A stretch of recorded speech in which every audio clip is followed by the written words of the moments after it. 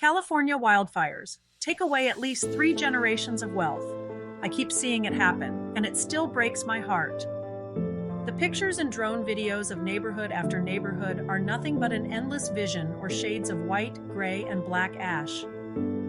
Abandoned cars being pushed out of the way with a bulldozer for emergency vehicles to get through is someone's reality now that even their car they ran away from, if it somehow made it through the fire, is now damaged and needs to be recovered someday.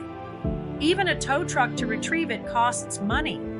Parking it will cost money daily somewhere when you have nowhere to park it anymore, and it may not be drivable. Wrestling with insurance is a whole different process. Do you need to buy another car right now? How much money does that require you to come up with when you add purchase costs, new tags, new insurance? Add interest to that if you have to borrow the money, plus a new monthly liability to pay for. Running, screaming, terrified adults clutching children and pets as they run past the person filming the unreal scene are backlit with the horizontal glowing embers of the voracious fire engulfing everyone. These scenes are forever on the internet, snippets of the end of a person's life as they knew it only moments before. The lives, schools, businesses, family homes, and landscape that was before will never be again. Rebuilding, officials and reporters will eventually talk about the cost of rebuilding. With what? That takes money and time. I have said this before as a taxpayer and business person who understands revenues and expenses. How far do you really think the Fed Treasury can stretch to fund all the needs from this apocalypse for these affected residents that will not be paid for with insurance dollars and personal resources? It is no secret that I live in a community where we experienced an unprecedented, not one but 2 Category 5 hurricanes, 12 days apart, that eliminated or damaged an estimated 90% of our structures and utility grid in 2017. When you fly in or drive around, you can see where now, even almost 8 years later, there is still so much that has not been rebuilt. It may never be. Those California fires I see even took out the wooden telephone poles. Have you priced a wooden telephone pole lately? I found one at $217. I have no idea if that is a good price or not. Take that lowball number for just part of the supplies needed times thousands. You are talking real money here for just telephone poles and the lines attached to them. If you use a composite pole replacement, that could run you around $5,000 per pole. An affected person or family will not make money on this disaster. It will cost a lot of money to recover. Involuntarily, they get to do a complete life do-over. That takes funding for everything you had before and the changes that you must do as a result of it. I am guessing soon there will be some tax grace special program to take money from their retirement accounts to help start over. That money is not free, it is taxable. In a past program for disaster victims I helped clients with, they could take money out and split the IRA type withdrawal out now and then over 3 tax years. They were able to elect to spread out the tax liability on the withdrawal. The liability did not go away. It got postponed and converted into what amounts to an installment debt hanging over their heads. Grace from the IRS was a waiver of the 10% early withdrawal penalty for those under age 59 and a half. Did that help? Sure, a little. But you still had to pay the tax on what you took. Now that is not the worst of it from my long-term view when I saw 3 generations of wealth go up in those flames.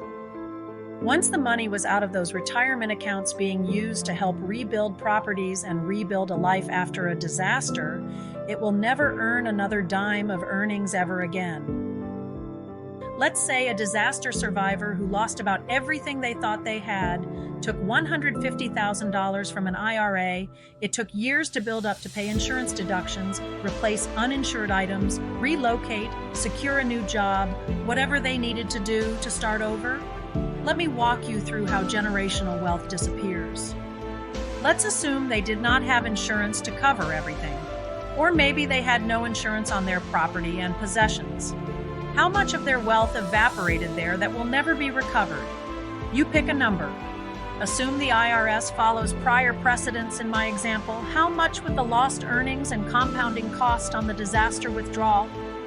If the hypothetical $150,000 withdrawal was earning even a very conservative, hypothetical 5% annually, I will not bore you with the year-by-year calculations, but here is what I calculated the lost earnings and compounding on that hypothetical $150,000 withdrawals would be worth to this disaster-affected person or family that they will never see, nor have accumulated to pass to their future generations if they chose to do so. 10 years, $94,334. 15 years, $161,839. 20 years, $247,995. 25 years, $357,953. 30 years, $498,291. Breathtaking. The example is a very modest 5%. Higher average annual returns only increases the amount of earnings the account owner will never realize. No one talks about how these disasters help to impoverish future generations too. Now we need to see what they lose to taxes on these deferred tax retirement account withdrawals. Tax year number 1, $50,000 was included in taxable income. This will bump a lot of people into a higher tax bracket. Let's say it was at the 24% tax rate, just to pick a number. Now they need to come up with another $12,000 to pay the tax bill to the IRS on the $50,000 of income included in this year. These most recent disaster-affected souls happen to live in California. I picked the California 9.3% income tax bracket for this example. There is another $4,650 in future resources they need to come up with to pay state income taxes in tax year 1. $16,650 year number 1 tax installment reality at filing. How are you going to pay for that? Tax year number 2 is about the same, sending another $12,000 to the IRS and another $4,650 to California income taxes. $16,650 in year number 2 tax installment reality at filing. How are you going to pay for this tax year? Tax year number 3 is about the same, sending another $12,000 to the IRS and another $4,650 to California income taxes. $16,650 in year number 3 tax installment reality at filing. This is the last year this deferred tax liability will show up on the return. Finally, did you do the quick math? Here is about how much they also had to pay from their next 3 years of future resources for taxes. IRS federal income taxes, $36,000. California personal income taxes, $13,950. Total $49,950 lost to taxes.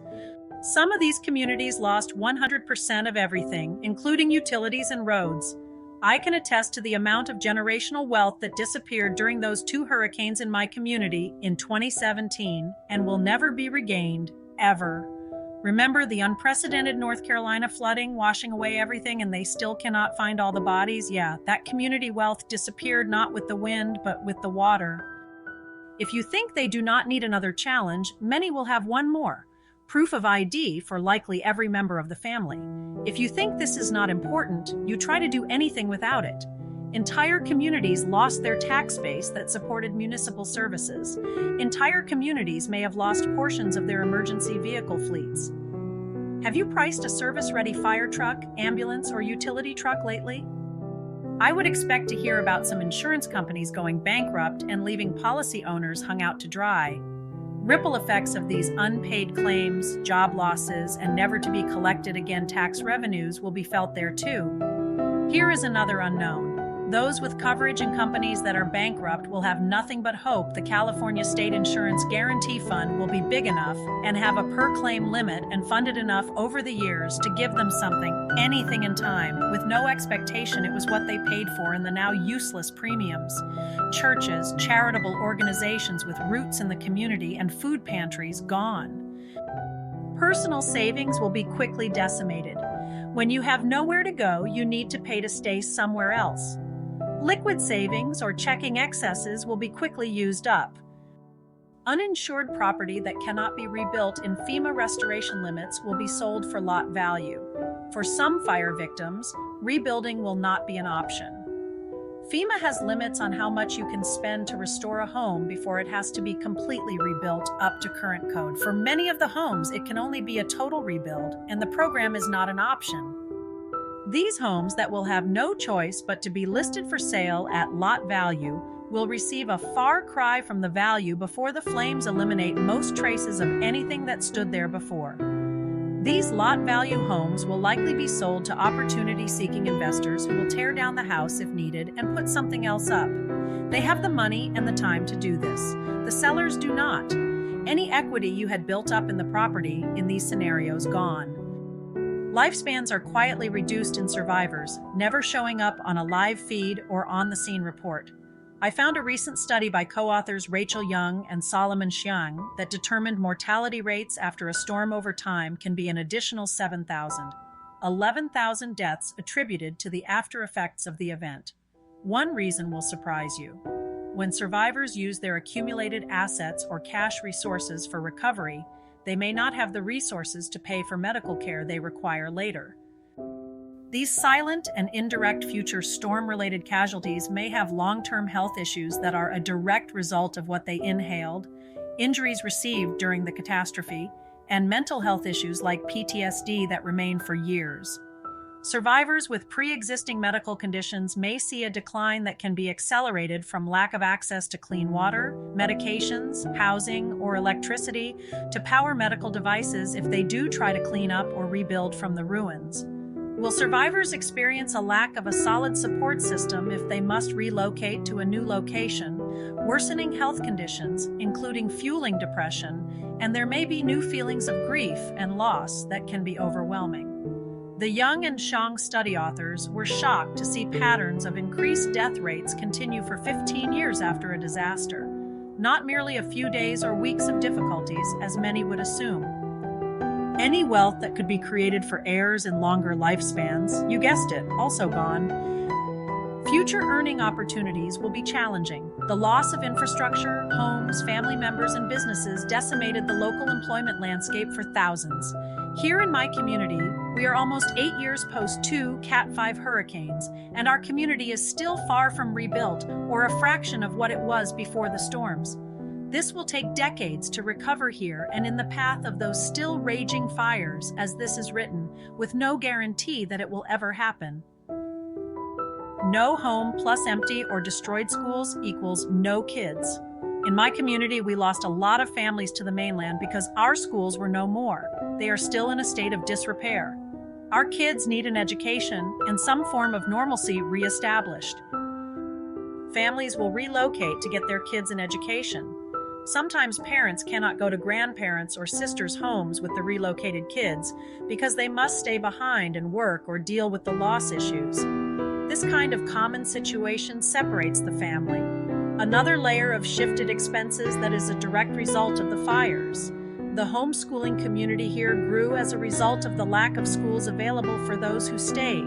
No one talks about it much in my community, but I have seen references to our school enrollments having dropped 50% in the last decade that included the 2 hurricanes. There is no doubt in my mind the hurricanes contributed directly to our enrollment decline here locally. Many families I knew where relocation was the only answer to assure they would be able to send high schoolers to college soon with a transcript and prerequisites completed in a timely manner, stood tall and said goodbyes at airports to their kids for how long they had no idea. All those now-to-be relocated families will instantly reduce the local school funding, local tax collections on earnings, eliminate local sales for dollars not spent in the community, and jobs continue to disappear as a ripple effect of children no longer enrolled in local schools. Hopefully, the property taxes on that burned-out lot will be reevaluated, but that too affects local budgets when it happens. Elderly and handicapped individuals must be quickly relocated. This vulnerable population will be another segment of the burned-out community that were taken out in droves, many never to return. Need I make a list of all the money, jobs, and families that will flow away with them as a ripple effect? I was aware of some dialysis patients after our 2 hurricanes living in hotels for over 18 months, with no other choices to be close to care. I knew of cases where coming back home to a destroyed house with a bankrupt insurance company, children who had to relocate out of the area, all contributing to unraveling a local support network, and staying in their community was not an option. Coming back was never again a viable option as they continued to age and weaken. The only consistent answer is money, and a lot of it. I have great empathy for every family and business owner, medical professionals, and emergency workers immersed in this situation. The bottom line will always be they need money to do anything. Volunteer labor only goes so far in the days, weeks, and months ahead. I do not have all the answers or all the solutions. I do know that if you do not have enough money to pay for something, you do without it. You and your family suffer, or someone dies too soon. Without a doubt, I know you need money and lots of it for everything to start over. The first place the money comes from for a disaster survivor is your accumulated wealth, no matter how big or small the balance you have accumulated, and it is often gone very quickly. That is how I see enormous amounts of generational wealth have disappeared for thousands of families, and I think it affects at least 3 generations quickly, likely more. I cannot measure the staggering number that, if known, would be the true cost of a generational wealth loss from a disaster. No one will. This is a multi-billion-dollar generational wealth loss story that no one else is talking about. For those of you who don't know me, hello, I am Amy Rose Herrick, the profit building specialist with more than 30 years of experience in the financial field. I help small business owners and self-employed entrepreneurs like you increase their profits and save more on taxes.